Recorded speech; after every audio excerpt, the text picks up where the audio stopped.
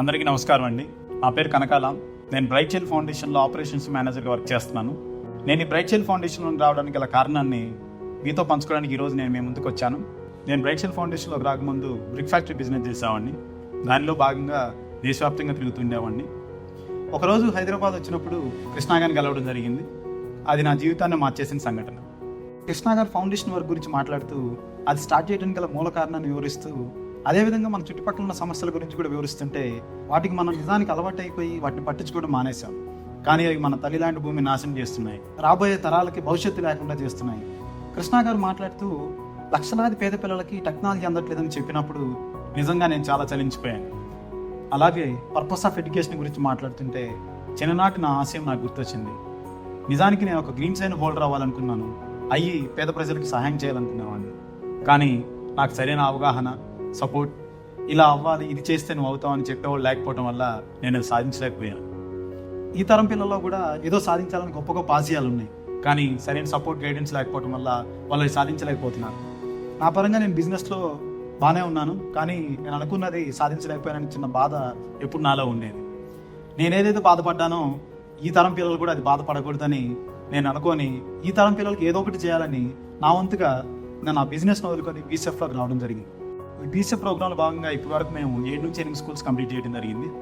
దాదాపుగా దీనిలో భాగంగా 5,000 పిల్లల వరకు ఇప్పటి వరకు బీసీఎఫ్ సహాయం పొందారు. ఈ స్కూల్స్కి వెళ్ళి మేము పిల్లలతో మమేకం అవుతున్నప్పుడు అన్నయ్య మేము సాఫ్ట్వేర్ ఇంజనీర్ అవ్వాలి, లాయర్ అవ్వాలని చెప్పి పిల్లలు చెప్తుంటే నిజంగా మాకు చాలా ఆనందాన్ని కలిగించింది.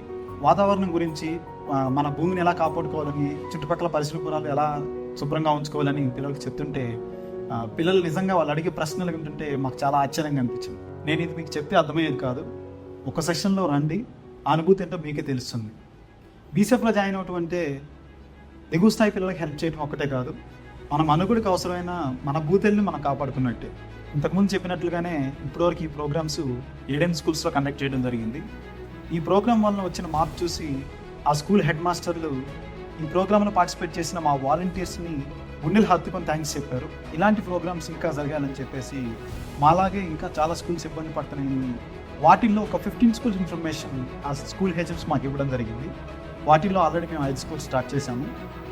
ఇది ఇలా జరుగుతూ ఉండగానే దేశవ్యాప్తంగా ఇంకా మాకు 50 స్కూల్స్ రిక్వెస్ట్ రావడం జరిగింది. ఈ స్కూల్స్ మేము కొనసాగించాలంటే మాకు వాలంటీర్ అండ్ హార్డ్వేర్ సపోర్ట్ కావాలి. వీటిల్లో మీరు ఏ విధమైన సపోర్ట్ చేసినా ఆ స్కూల్లో ప్రోగ్రామ్ జరగడానికి ఆ పిల్లలకి చాలా ఉపయోగపడుతుంది. మనమందరం కలిసి విలువైన విద్యని పిల్లలకు అందిద్దాం. Support Bright Child Foundation. Please support Bright Child Foundation. Please support Bright Child Foundation. Please support Bright Child Foundation. Please support Bright Child Foundation. Please support Bright Child Foundation. Please support Bright Child Foundation.